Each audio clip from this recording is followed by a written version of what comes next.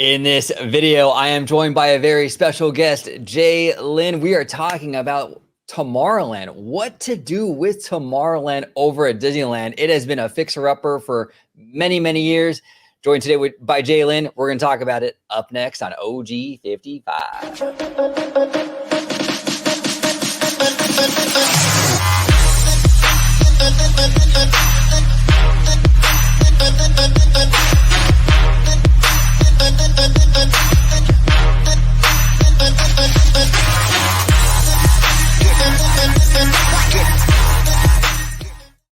Welcome aboard to another episode of OG 55. We are talking to Tomorrowland. Fly me to the moon. And I am joined today, first time on the channel, Jay Lynn. Jay Lynn, welcome. It is an honor having you, sir. Thank you. I really appreciate you having me on. I'm still trying to oh my goodness, I'm on OG 55. Let's go. Let's go. Let's do it. Yeah. Where can they find you on social media? I haven't got a YouTube channel started yet. I plan on doing it soon. Right now I'm active on Twitter, Twitter, whatever you guys call it. I'm on there. This is my handle right here. Theme Park EXP 626 or aka Theme Park Experiment 626. We all know what that reference is to. I'm active on there, and that's where you can find me right now. Perfect. Well, Jay Lynn, again, thank you so much for joining me. We're going to talk about Tomorrowland. And the first thing I kind of want to discuss, because obviously the Tomorrowland that we have right now is just, it's in bad shape, really, really bad shape. Yeah. I thought the first thing we can kind of break down is like the aesthetics, right? And like in terms of how you want Tomorrowland to look, right? Like when you walk into the land, what kind of feelings and impressions do you want this area to invoke when you walk through that entryway? Well, I've had like mixed feelings about this for one reason in particular, because Walt's idea was always that Tomorrowland was obviously for tomorrow. Every time you'd visit Tomorrowland, it would be an image, it would be an idea of what tomorrow would look like.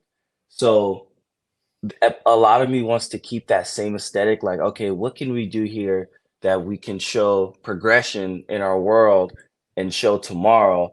But at the same time, we want to keep it realistic per se, because we don't want people to go in there and like, I mean, and you think too, like nowadays, what more tomorrow is there? Like, it feels like we have everything nowadays. So it's like, I feel like it'd be kind of difficult to go too far in tomorrow, because, it's kind of like we're already in tomorrow. So to keep that aesthetic of showing tomorrow would be kind of difficult. So maybe I feel like the best way to go is to go like back in time and give a throwback tomorrow. So, I've seen some stuff, it's like a 90s aesthetic or things of that nature, where it's still technically tomorrow, but it was what tomorrow would look like in this form back. And if you know what I'm trying to say, like, Oh, absolutely. Yeah. I mean, like, there's been a lot of talk in the community about that, like having maybe like a mid-century version of tomorrow, like the version of tomorrow from like the 1950s, right? A lot of mid-century kind of angles and sleek, architecture and stuff like that. That would be kind of cool. I think you're onto something with that, Jay Lynn, because it's really hard right now, at least in the day an era that we live in, to kind of come up with like a unified vision of how the future will look, because it seems like the future is really about data and stuff like that, right? Like smart cars. Exactly. So it's not so much the buildings and the cars are that futuristic looking anymore. It's what's inside those things, like the internet and the smart vehicles and all that. That's what makes it the future, and that's hard to kind of bring that into a physical place, right? Because it's not really a physical thing. And maybe, you can't really blame people that came up with that design, because they're thinking like, okay, maybe our tomorrow in our world does look like this in 2020, whatever.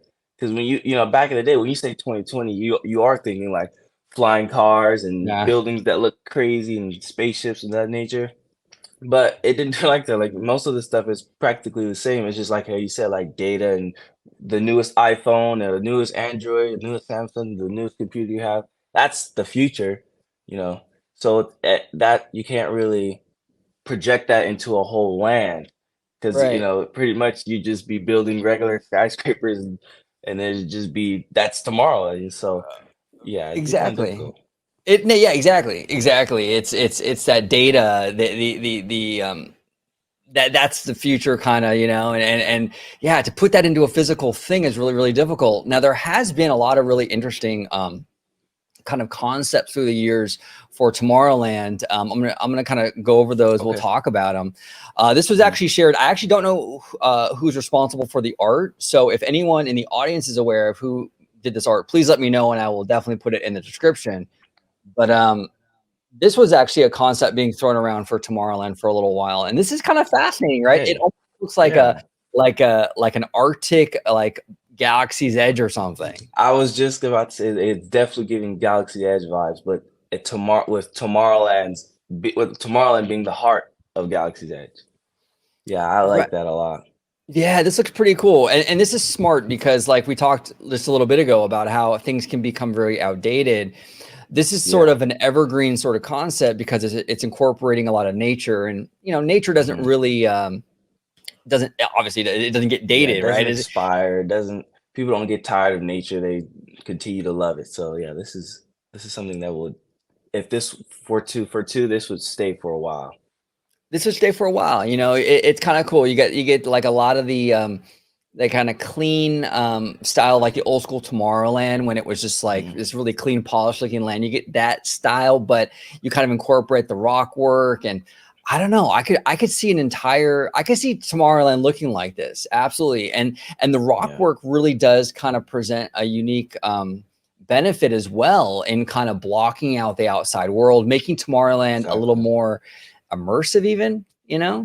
Yeah, and I think that's something that's because I mentioned on Ethan's show how like when you visit the hub, the first thing you notice that's like pretty much exposed is Tomorrowland. There's no real like walk into Tomorrowland and then it's tomorrow like a reveal of Tomorrowland. It's just there. So yeah, something like this would help a lot to create that immersion. Like you want to feel like I'm in this land and not like it's a part of something. Just like when you walk into Frontierland, there's the signage first, and then you reveal Frontierland. When you walk into Adventureland, you see the sign first, and then it's revealed Adventureland. Same thing with most of the other lands. So they all have that immersion effect, and that to me is a huge factor because that's the whole Disney dream. That's the whole Disney idea is making yourself feel like you're a part of each story. Each story is different. It's not supposed to be connected. So yeah, I think that's a really good idea. Yeah, no, absolutely, absolutely. Now, this artwork is actually done by Imagineer Scott Drake. Now, this is an interesting concept, and this is a little more. I think this is a little less ambitious than the one we just saw. The one we just Yeah, saw is much more like a much more radical departure from what we currently have, and this is a little bit more yeah. familiar, right? Mhm. I like the kind of like the space guys incorporated into the fountain and having like their Yeah. their blaster packs are like the water. That's kind of creative, I think. That is definitely. And it's cool how they still or this Scott utilized the Tomorrowland we have now and kind of just put cool little additions to it to make it seem like it's a huge thing. And it works. It works. I definitely think this is also another great idea. Like I like how if I'm assuming that pointy building in the left corner is the Innovations building that's rotting right now. I'd rather have that new building right there than the one that's just sitting there with no purpose. Yeah, Um, that building. Let's talk about that one a little bit. That one we talked about that on actually on Theme Park Wizards channel the other day. yeah, But that thing, I mean, like you made a great point on Wizards channel when you were saying that like they only use like 5% of that building for all the meet and greets, right? Like Darth Vader and what yeah, have you. It's such a waste of space. And then now we hear that they want to build the whole top floor is going to be DVC, like some DVC lounge. yeah. I just don't understand what's the thought process on that. Like, obviously, if you're only using 5% of that building, and your only idea pitch is let's have people meet characters, and let's have a DVC lounge, which only probably like 5% even visit the park anyways, you know?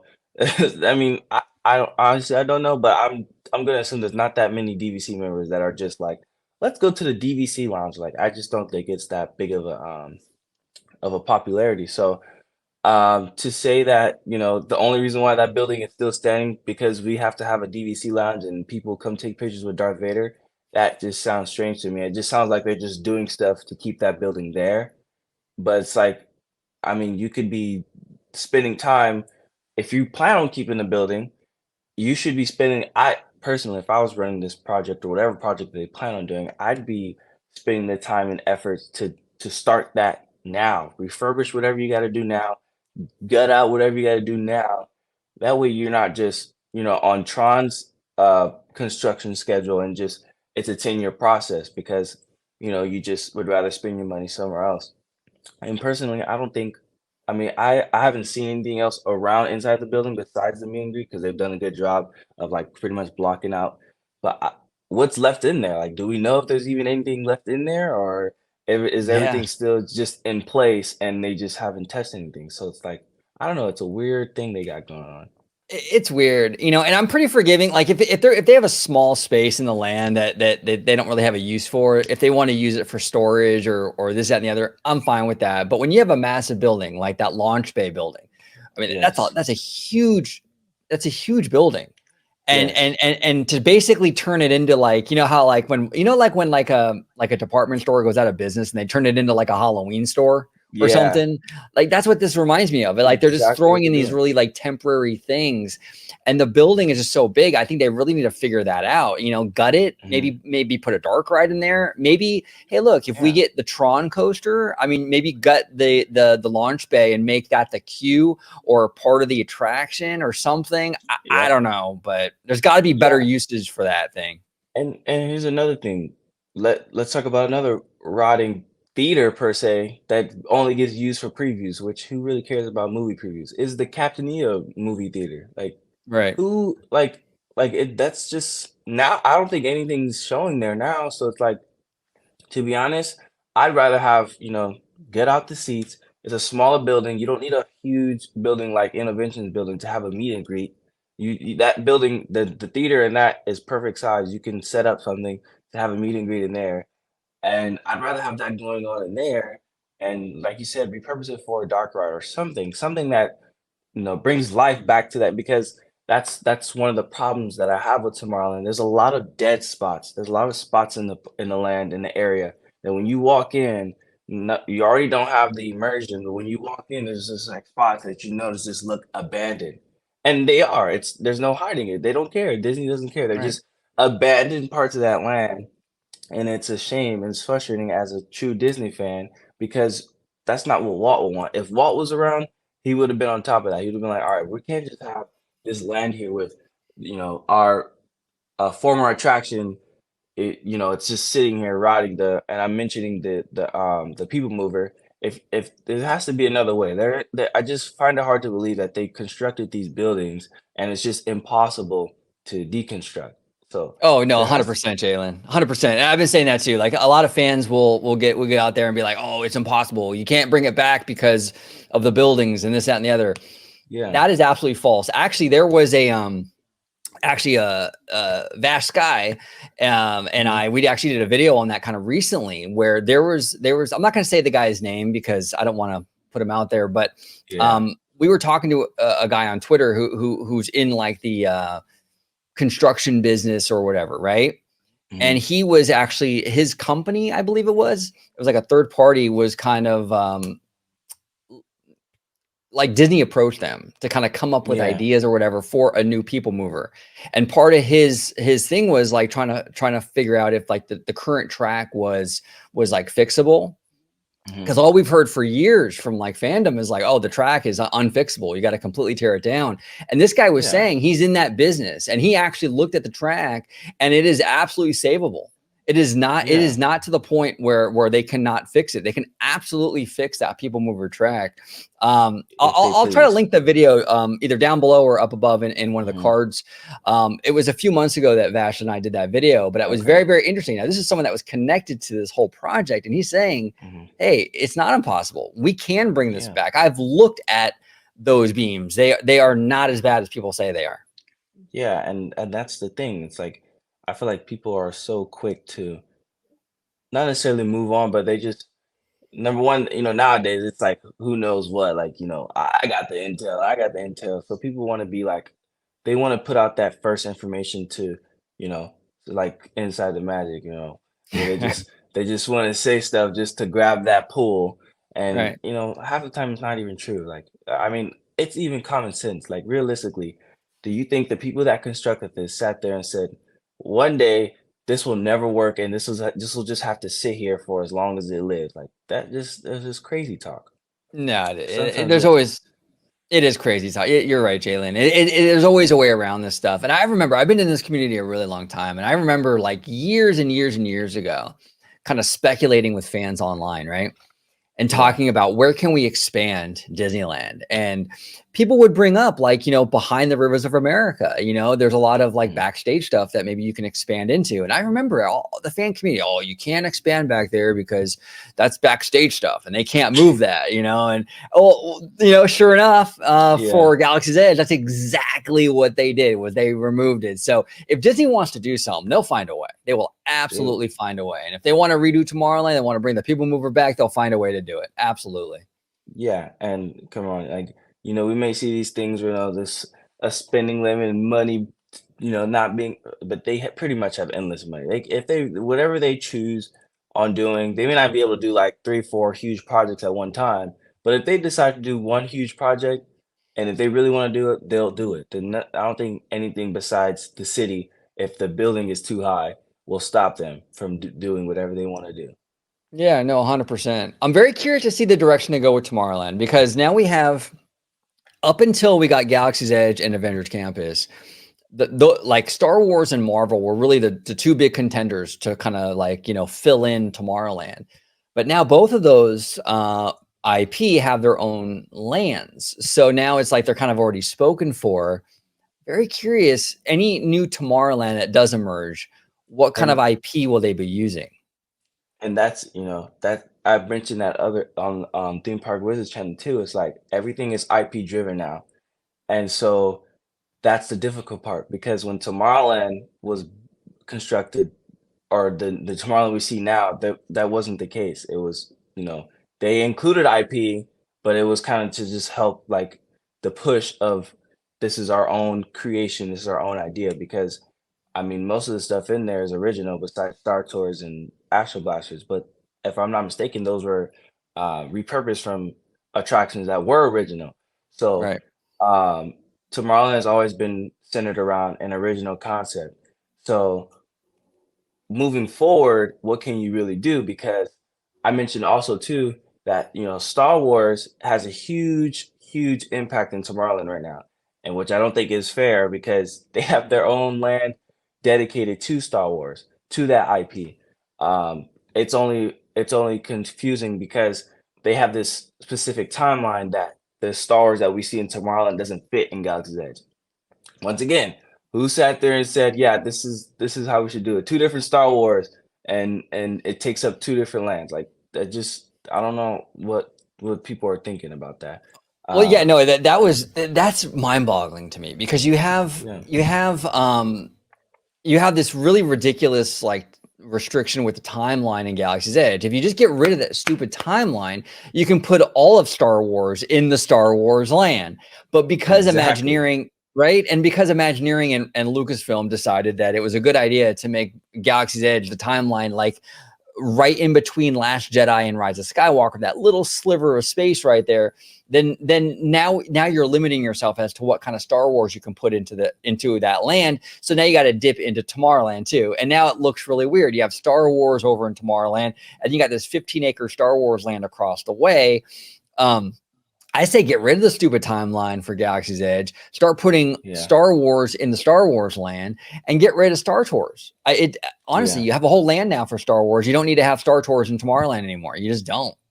Right. And that's the thing. It's like, so you have Star Tours, a simulator-based attraction that takes you through the different galaxies of Star Wars. You just you just debuted a brand new simulator-based attraction that's on a whole different level. It's high level technology where you're driving the Millennium Falcon through, I'm assuming, different galaxies in Star Wars universe. So it's pretty much the same concept idea. One just has the newest technology, and one is just barely holding on to old technology.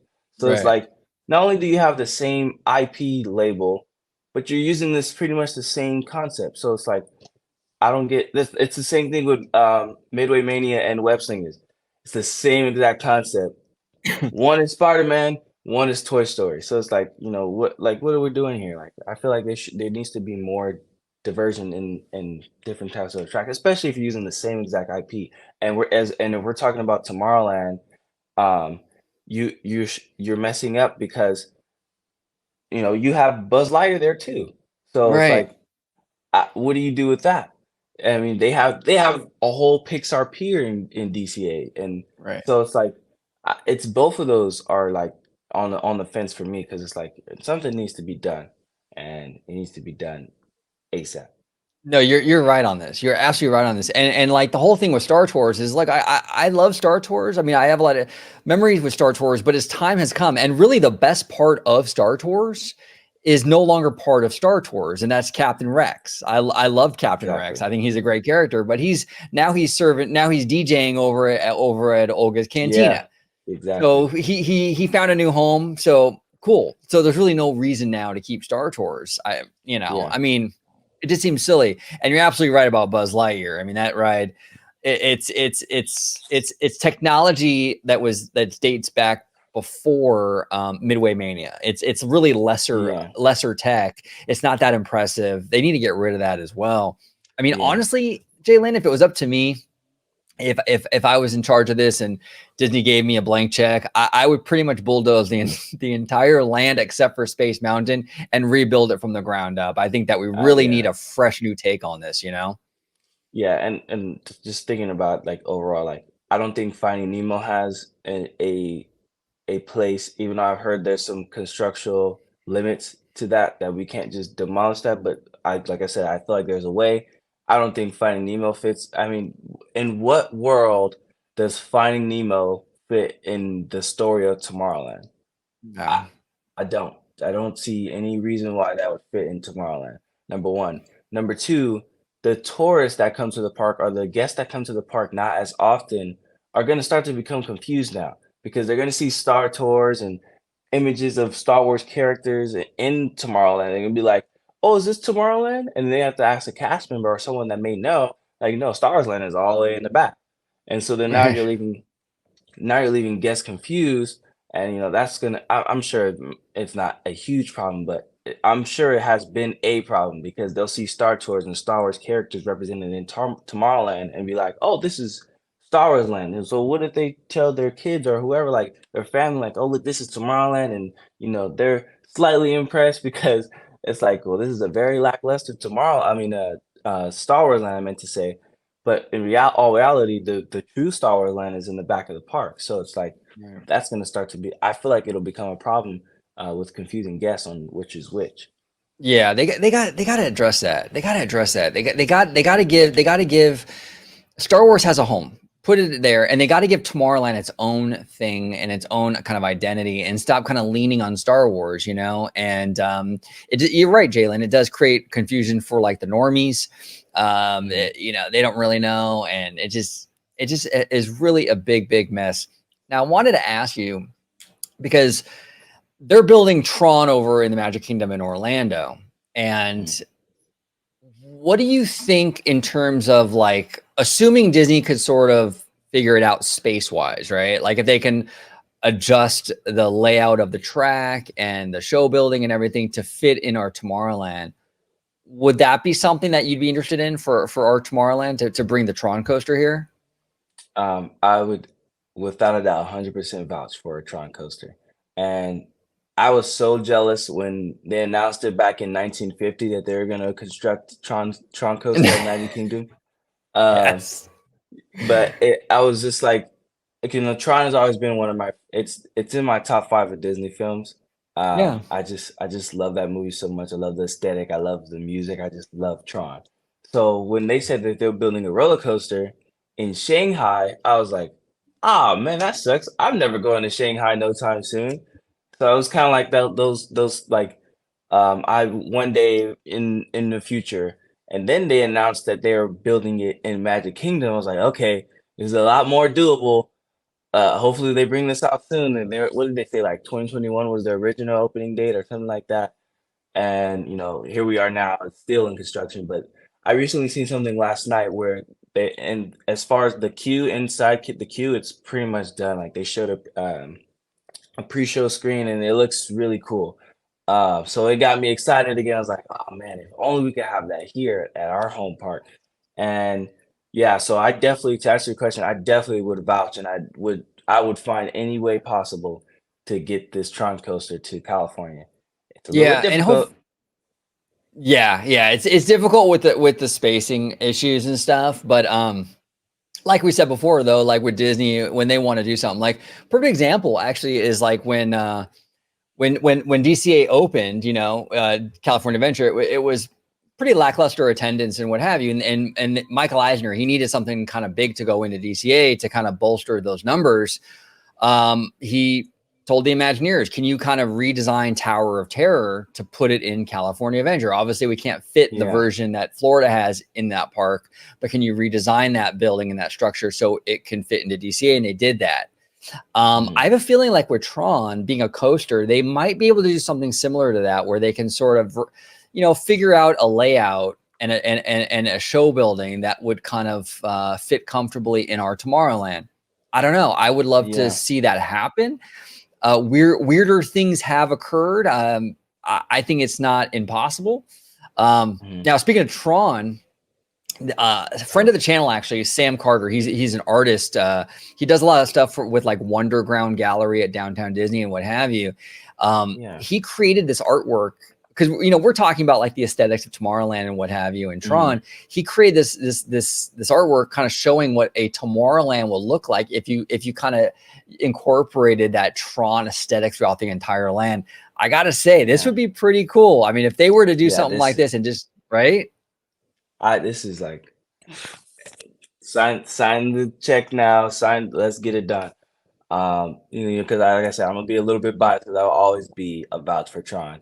Um, I'm even thinking like, what if we have, whatever idea they go with the new Tomorrowland concept and project, and let's say 4 or 5 years from now they're constructing it. What if we have like an original Tomorrowland, whatever they design, whatever they come up with, and then at night everything comes to life, but it's Tron.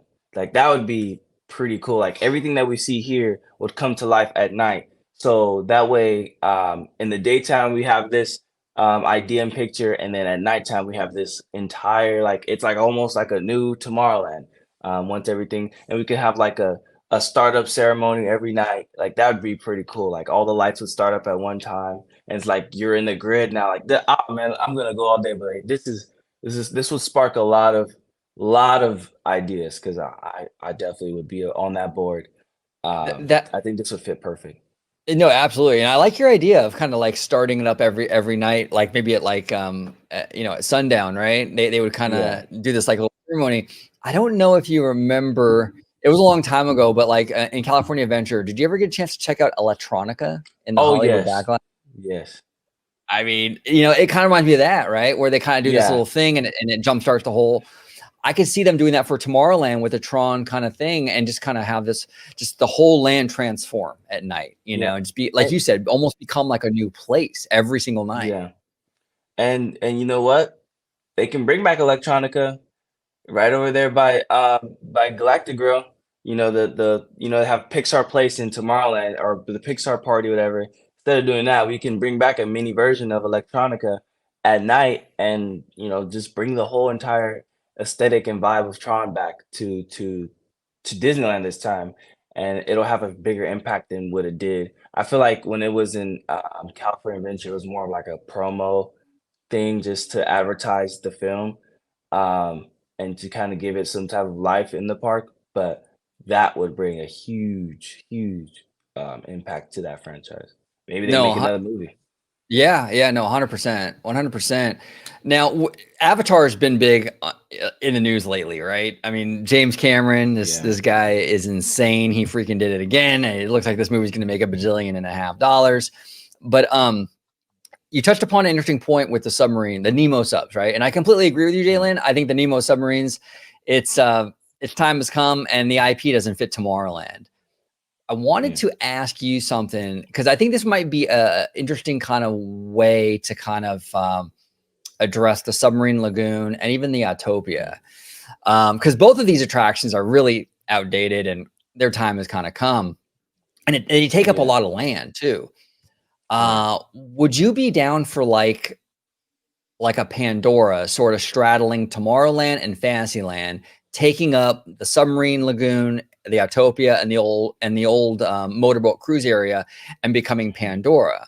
And the reason why I'm saying this is because Avatar is a unique franchise, in kind of like Star Wars in a way, but Avatar is a unique franchise in that it can fit both lands pretty flawlessly. It's definitely fantasy, so it works in Fantasyland, but it fits Tomorrowland really nicely too, because there's a lot of tech in that movie, right?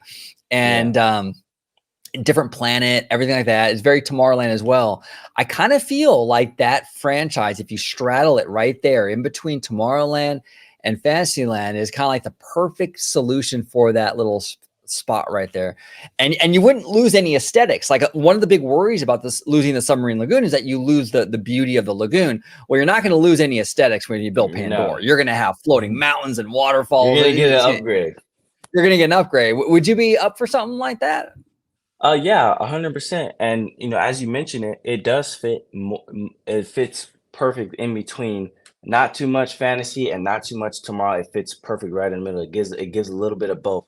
Why it fits exactly where you're mentioning, in between the both lands, in between where the lagoon is at, where Autopia is at, and where the motorboat cruise former area is at, or where it's at, but just where the attraction was at. So it's like, yeah, you definitely have each piece of the lands that you are going to be in between, because like you said, you don't want to put something there that just sticks out like an oddball and it's just there just because it's there. You don't want to force IP, and that's not an example of forcing IP, because like you said, it fits perfectly in between. You want something to go there that fits with both lands, and that fits perfectly. I could even, as you were mentioning, the ideas and stuff, I could even picture it on the map. It has like that, each land has its designated like color per se, like Fantasyland is pink, Frontierland is like orange and stuff of that nature. I could definitely see Pandora being like a turquoise or like a sea green or something on the map. So like I can picture that, and that definitely would fit perfecly. I feel like it would lean more to the technology side of Tomorrowland, because with Fantasyland, it's more of a, well, it's kind of hard because Matterhorn's right there. That doesn't have a princess effect, but most of Fantasyland, as we know, is based around princess and princes and things of that nature. So that part wouldn't fit. But the fantasy, that Pandora's a fantasy, it's not nothing that realistic. That fits the dream and idea of Fantasyland. So yeah, I'm even thinking like, if we repurpose whatever the lagoon, or keep the lagoon, just take out the submarines and put whatever building on top of it or something like that. And what if we take the Autopia, keep it as Autopia, but make it Pandora, like more greenery and more of the cool light up flowers and stuff that we see, and make the things that we drive like miniature Jeeps, like how we mentioned Cool. earlier, like we bring a Jeep attraction to Pandora. We're like, what if we keep Autopia, but we're driving these miniature versions of Jeeps through like the jungles of Pandora? And I think that would be pretty cool. So that way, the Autopia fans, wherever they're at, they're like, no, you can't take out of our attraction. No, we're gonna keep it, but we're gonna repurpose it and make it a little bit more fun and intense. That's awesome. That's awesome. I love that idea. I absolutely love that idea. So last question I wanted to ask you is, with all this talk of Tomorrowland, and there's been a lot of talk over the years, over the decades even, of a new Tomorrowland. In your opinion, just your kind of prediction, when do you think we're going to see an update to Tomorrowland? Okay, so here's a difficult thing because we know that throughout all the industry, theme parks are not. By 2028, that's when 90% of the industries want something huge to advertise or to pull in visitors, guests, customers, however they approach it. Because that's when we have the Olympics. We're getting in a huge crowd from around the world. These businesses are gonna want people to be like, I need to go there or I want to go there because they're gonna bring in a lot of money. Um, so we've talked about it multiple times. What does Disney have in plan? What is going to be their pitch, their advertisement to say like, come to our park or come to our business because we have this here. What is going to be that idea?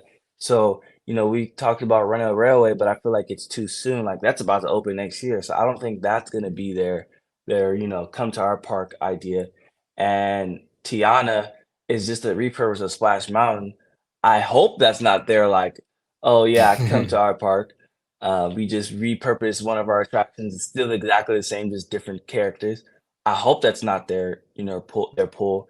So, um, then again, something that ambitious would not be done by 2028. They would have to be starting probably like next year or Right. this year for that to be done by 2028 because if we are thinking like they're gonna actually take care of this project, it's gonna take at least 5+ years. Um, Especially the way they've been working recently. It'll take a while. Um, so I would say I kind of just backtracked on my whole Olympic idea, but because I personally think it would open sometime like 2 or 3 years after 2028. But I think they can still use the ambition of the construction because they would have to start before 2028, Right. sometime like 2025 or something like that. I think they would use that ambition of like, look, we're building this huge Tomorrowland, and we also have Runaway Railway, we have Tiana's Bayou Adventure, and maybe one other similar attraction to that that's on that same level. Maybe they'll use the ambition of the construction of the new Tomorrowland to come to get people to visit the park. But to answer your question, I think it would be 2 to 3 years after 2028, because we would have to first see some. We would obviously have to first see an announcement, and then Right. obviously we'd have to see the construction of it. And I personally think it'd take 5+ years to do that. Yeah, it's gonna take a while, and so they have basically the multiverse attraction over at DCA. I think it's gonna be that Olympic draw Mhm. probably. So I think Yeah. you're right. I think they're gonna after that opens, then I think they're gonna turn their eye back to Disneyland Mhm. and do something like that with like maybe Tomorrowland. So yeah, we're looking at a little ways away, but I think Tomorrowland is definitely on the short list right now of things to get done. I think we're getting to a point now where it's getting a little closer. So in a few years, like maybe like you said, maybe a couple years after the Olympics, maybe 2030, something like that. I don't know. It sounds Mhm. like forever from now, but you got to remember it's already 2023 just about. So that's only Yeah. like six It's or 7 years 2023. from now. Yeah, it's Yeah. 2023. So it's only like, 6 or 7 years from now, or yeah, about 7 years from now. Mhm. Um, that's not too far off. That's not too far off. So, and it goes by No. fast. So hopefully that's kind of the timeline and we start to see some movement on that. But Jalen, it was an absolute honor and pleasure having you on. We will definitely have you on more often. Okay, I We'll be appreciate it. maybe next time we'll be joined by like Vash Sky and my I would Disney love Family that. Man. Yes, we'll do it. We'll have you back on soon. And it was really fun talking Tomorrowland with you, sir. If you can just kind of remind everybody at home where they can find you on social media. Absolutely. So yeah, you can find me on Twitter. I'm active in the community there. I haven't got YouTube started yet, so I'm active on Twitter. This is my handle here that you see here. Minus the capital T, just the regular T. Theme Park EXP 66, other known as Theme Park Experiment 66. And yeah, that's where I'm at. So you can come say hello. I'm starting to gain a little bit more track now with followers. I'm not like give me 800, but I really appreciate the support. So yeah, I love you guys. Follow him on Twitter. Follow him on Twitter. So theme park exp 626, but lowercase t. He's awesome. He's awesome. Friend of the channel. We will definitely have you on again, Jalen. And thank you all for watching. Comment down below with your thoughts, predictions, speculation, all about Tomorrowland. This is like an ongoing thing with the community. I mean, when will we get this new Tomorrowland? Hopefully in the next few years, within the next decade, yeah, we start to see. Hopefully. Thank you all so much for watching. And as always, have a wonderful, wonderful day.